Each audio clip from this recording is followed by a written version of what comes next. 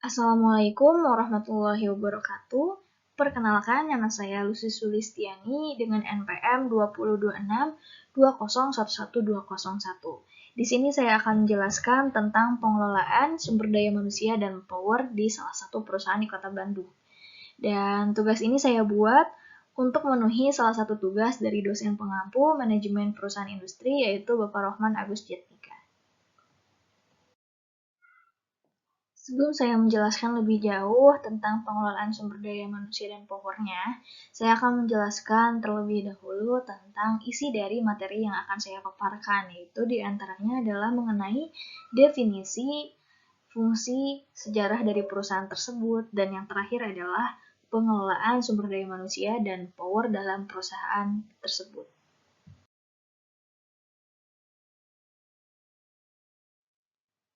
Yang pertama kita akan membahas tentang definisi, yaitu yang pertama adalah sumber daya manusia. Apa itu sumber daya manusia?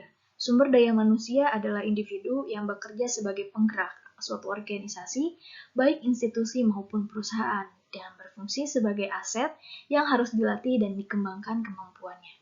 Lalu yang kedua adalah power, atau disebut dengan kekuasaan. Merupakan kemampuan mempengaruhi perilaku, mengubah peristiwa, mengatasi perlawanan, dan meminta orang itu melakukan sesuatu yang tidak ingin mereka lakukan untuk mencapai suatu tujuan, sesuai yang dikehendaki oleh pihak pemegang power. Siapa itu pemegang power? Bisa jadi seorang pimpinan atau atasan dari perusahaan tersebut. Tadi kita sudah membahas tentang definisi, lalu selanjutnya kita akan membahas tentang fungsi.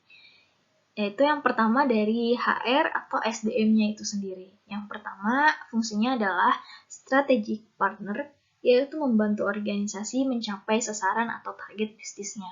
Lalu yang kedua, administrative expert, yaitu membantu organisasi meningkatkan efisiensi operasional. Yang ketiga, employee champions, yaitu membantu organisasi mengurus kebutuhan pribadi pegawai. Dan yang terakhir adalah change agents, yaitu membantu organisasi mengadaptasi perubahan. Dan apa fungsi dari power? Yaitu untuk mempengaruhi seseorang atau organisasi di dalamnya untuk mencapai suatu tujuan sesuai yang dikehendaki oleh pihak pemegang dari power itu sendiri. Sejarah dari Pudak Scientific Group yaitu didirikan pada tahun 1979 dan merupakan perusahaan manufaktur yang bergerak di bidang alat peraga pendidikan, alat-alat laboratorium, dan juga aerospace. Berawal dari home industry dengan fasilitas mesin dan instrumen yang terbatas, saat ini mengalami perkembangan yang cukup signifikan, dimulai dengan mendirikan sebuah pabrik di kawasan industri untuk kegiatan administrasi, fasilitas produksi, gudang, dan dengan didukung oleh tenaga ahli dan staf yang kompeten, serta manajemen yang modern, sehingga dapat menghasilkan produk yang berkualitas dengan harga yang kompetitif.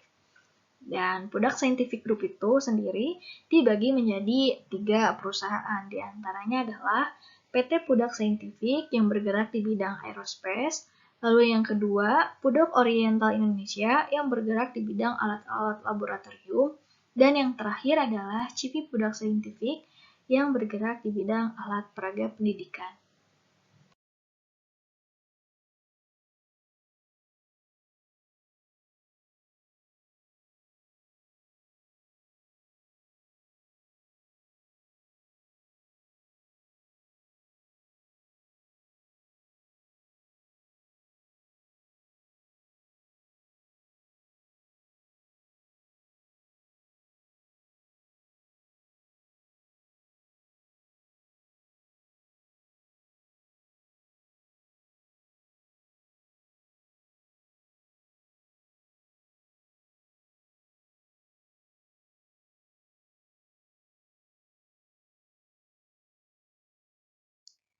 Lalu selanjutnya kita akan membahas tentang pengelolaan SDM yang diartikan sebagai kegiatan yang dirancang untuk menyediakan dan mengkoordinasi sumber daya manusia dalam sebuah organisasi.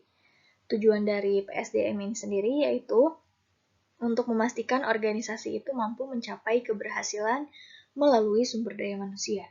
Goals dari PSDM ini sendiri yaitu terpenuhinya peningkatan mutu kehidupan pegawai yang mencakup peningkatan kepuasan kerja, tercapainya SDM yang berpengetahuan, peningkatan keefektifan organisasi, dan peningkatan produktivitas pegawai dengan memperhitungkan sebagai human being. Untuk pembahasan yang terakhir, yaitu kita akan membahas tentang pengelolaan SDM dan power di Cipik Budak Scientific, yaitu mencakup planning, attaining, developing, maintaining, dan retaining. Yang pertama adalah planning, yang dimana selaras dengan visi, misi, dan sasaran strategis perusahaan.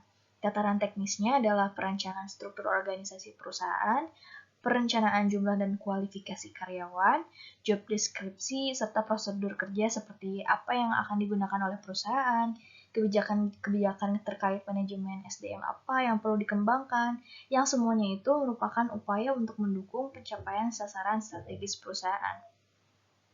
Lalu yang kedua adalah attaining atau penempatan SDM yang sesuai dengan kualifikasi yang dibutuhkan. Lalu yang ketiga adalah developing atau pengembangan. SDM yang telah tersedia itu di perusahaan dikembangkan lagi potensinya agar dapat menghasilkan kinerja yang cemerlang.